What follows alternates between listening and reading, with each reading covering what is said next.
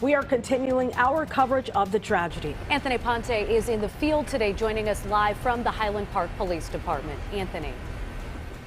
Natalie and Tia, some disturbing new details about the suspected shooter just announced within the last 10 minutes. Apparently, there were two incidents involving this young man back in late 2019. The first incident happened in April, so I guess the first half of that year. They report, the Lake County Major Crimes Task Force reports that this young man attempted suicide back in April of that year.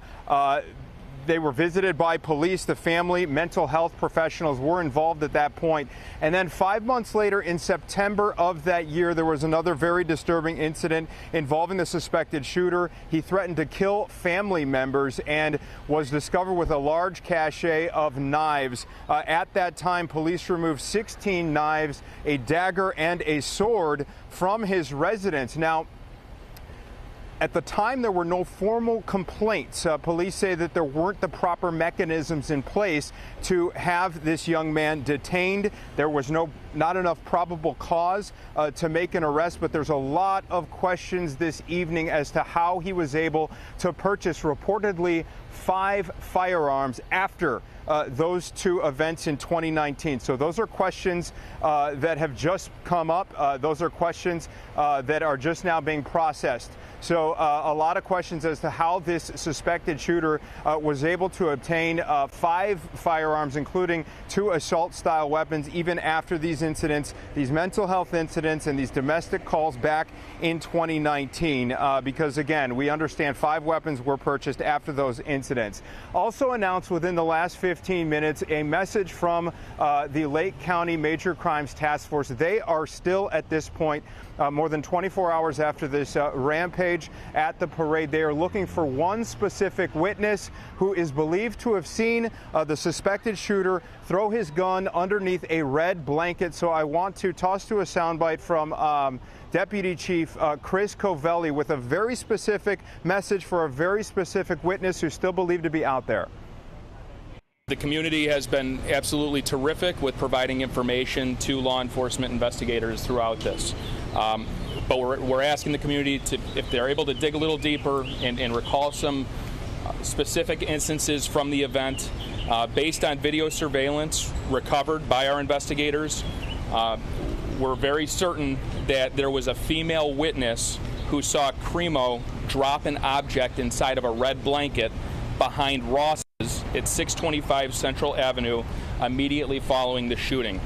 We've not been able to identify this witness yet, but we're asking, if you are the witness and you are hearing this, please call 800, call FBI. Investigators really would like to speak to you about this.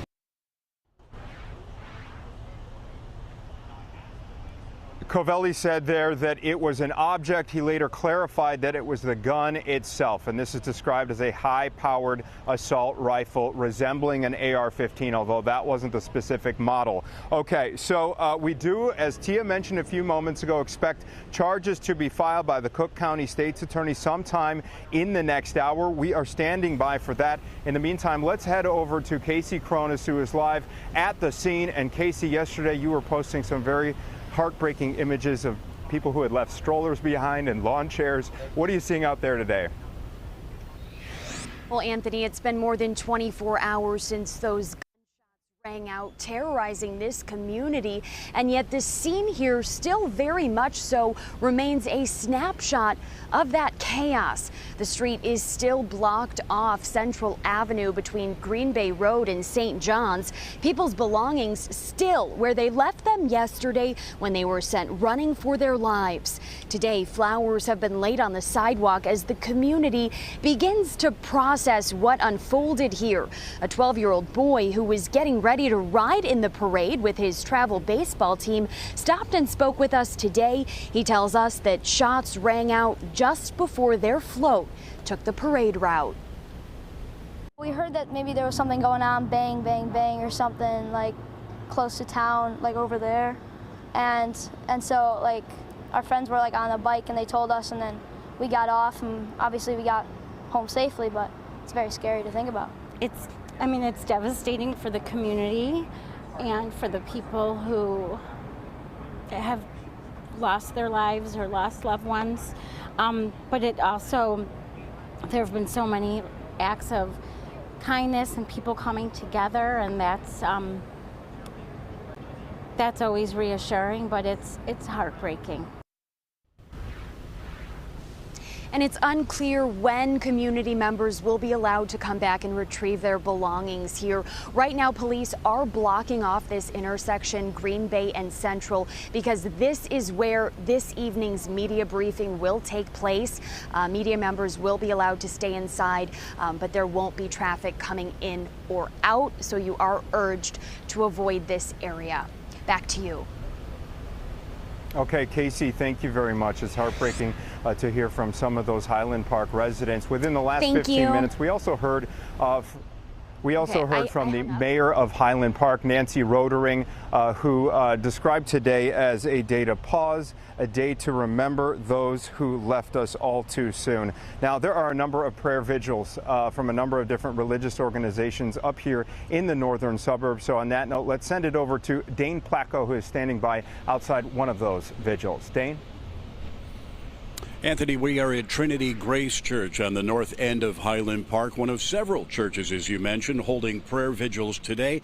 In fact, the one here was inside and appears to have ended just moments ago. As you can imagine, even those who were not physically hurt in yesterday's attack suffered a great deal of emotional trauma, which counselors are working to address today. Highland Park High School has essentially been turned into a mental health crisis center, with dozens of counselors and mental health professionals on hand to help not just the school population, but anybody in the community, young or old, who needs to talk about what happened.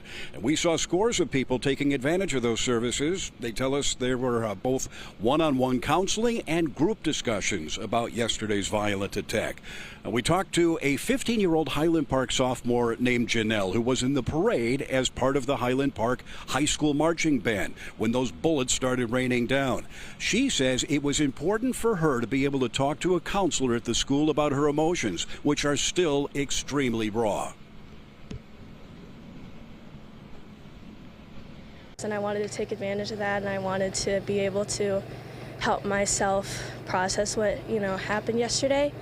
And I think it's nice to be able to talk to others and kind of be able to relate to others in our community to help ourselves heal. Now, just before the prayer vigil here started, one of the parishioners told us outside that, in fact, the suspect was an occasional attendee of this church, if not a member, and was here as recently as last weekend, she said.